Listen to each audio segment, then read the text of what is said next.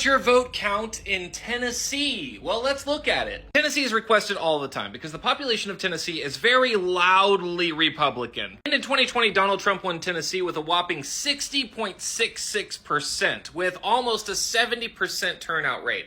That's very red. But let's take those numbers and actually examine them. How likely is it that Tennessee could go blue, and how would we do that? First off, let's look at the 2020 presidential percent. 52% of non-voters who were eligible to vote and able to vote would have had to come and vote for Biden in 2020 in order to flip Tennessee blue. Which means even if you assume that 100% of the non-voting population of Tennessee were all Democrats, 100% of them, every last one of them, would have had to come to the polls to flip the state to Biden. And while that's next to impossible, the story's not over yet. That's just one election. We're going to look at the 2024 election in just a minute, but before we do that, I want to look at governor, house, and senate elections in Tennessee. Let's start with the governor race in 2022. Jason Martin ran against Bill Lee and lost pretty badly with 32% of the vote. But that's actually not as bad as you'd think because the turnout rate was only 38.6%. That means that if we wanted Jason Martin to be the governor of Tennessee, only 61.1%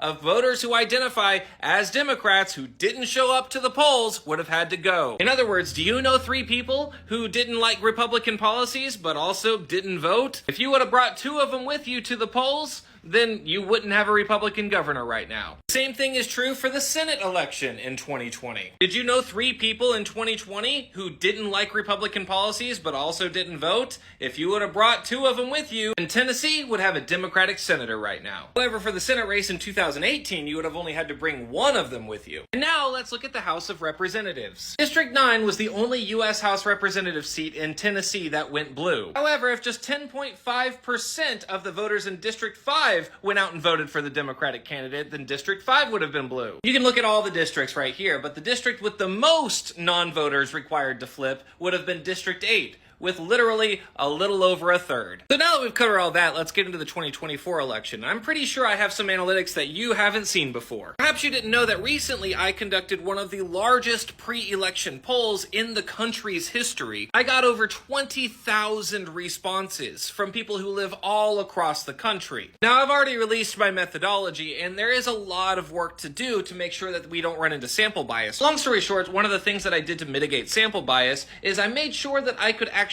identify the people who got the survey randomly. And once I identified those participants, people who didn't follow any of my channels, mutuals channels, people who did not get this survey from a link from like a political group or anything else, I was able to compare those numbers to poll numbers, and then I was able to compare the rest of those numbers to every participant in the survey. Is the poll perfect? No, it's a poll done on social media. Of course, it's not going to be perfect. But does it help us understand where we are right now as opposed to where we were when Biden was running? Yes, it absolutely does. And there's a lot of other technicalities to that. So if you're curious, you can go to my P-word page and you can get the methodology, but soon it will be released publicly. But anyway, moving on, one of the things that I've learned from this poll is that the Trump voters in 2020 are actually less likely to vote for Trump in 2024 than you'd think. 13% of Trump voters in 2020 say that they are willing to vote for Kamala Harris now. These are people that identify as a Republican, identify as conservative. These are people that have voted for Donald Trump in the past. These are people that wrote down in the survey that they identify with the Republican Party still.